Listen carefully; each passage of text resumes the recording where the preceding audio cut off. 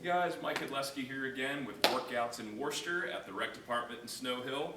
We're going to go over some home-based exercises today, stuff you can do without a lot of equipment. If you have some weights at home, you can definitely incorporate them with some of these exercises we're going to do today.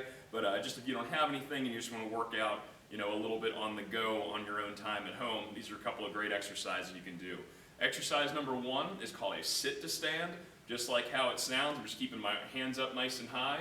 I'm just sitting back and down, and then I'm pausing for a split second, and then coming right back up. So you can use a chair, you can use a couch, you can really use anything that keeps you somewhere around. You want your thighs to be somewhere around parallel with the ground. So this is a great exercise for working on balance as well as just quad and general leg strength, and then just really working on your hip mobility as well. But just a couple little tips for this one.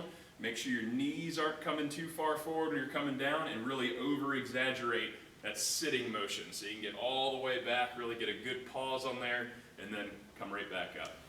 All right, guys, our second home-based exercise today is just a side plank. It's a really classic old exercise, but it really is great. I'm just going to show you a couple different ways you can do it and incorporate a little bit more muscle into it and work on pretty much everything you can in the position. So for a side plank, a typical one, you just want to try to get in a position where your elbow is directly under your shoulder.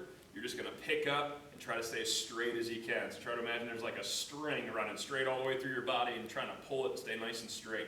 So the first way you can do it is just holding it for a certain amount of time.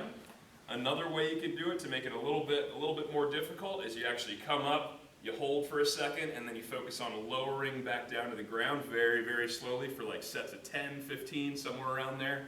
If you wanted to add a little bit of hip stability into it, you can actually do it from your knees, and this is called a clamshell exercise, where you just open that leg up, really feel some tension in the back of that hip, and that'll actually get you some really, really good hip stability. If you have any hip strength or mobility problems or any lower back pain, stuff like that, it tends to be a lot more comfortable for people that deal with stuff like that. All right, guys, our third home-based exercise is the push-up. This is probably the oldest exercise ever, but somehow people still mess it up. So we're going to go through some progressions and some regressions, just in case you're not all the way there to a full push-up on the ground. So the first way to start working into it is if you do a hands elevated push-up. So this kind of changes the angle, makes the exercise a lot easier. So if you want to find something you can kind of lean on, get a really good, tight, good position, focus on kind of curling your hips up underneath you just a little bit, and you just come down, tap your chest, and then press right back up. So that'll make it a little bit easier than having your hands all the way down on the ground. So our second regression that you can do once you get pretty comfortable at doing the hands elevated push-ups from different heights, you can actually do a push-up from your knees. So still trying to keep my hips kind of tucked up underneath me, keeping my core actively engaged. Then coming down, touching the chest, coming right back up. So you can kind of work around different hand positions with this one as well. The closer your hands are in and the closer your elbows are tucked to your body, it's going to be a little bit more tricep kind of arm exercise. The further out your elbows are, it kind of shifts to a more shoulder and chest exercise. So once you get good at the push-ups from your knees, just a regular old push-up, just trying to keep your hands directly under your shoulders and then keeping that core engaged by tucking your hips underneath.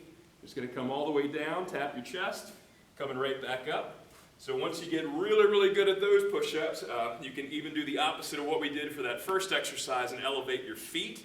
That'll put way more stress into your hands and your chest and your shoulders and your triceps. Or you can actually do a slow push-up. So you just get set, tuck your hips, get your core engaged, and then give yourself a 5 to 10 second count on the way down. Pause for a moment, and then press back up nice and fast. So those are just some other ways you can make your push-ups a little bit easier, a little bit harder based on your skill level.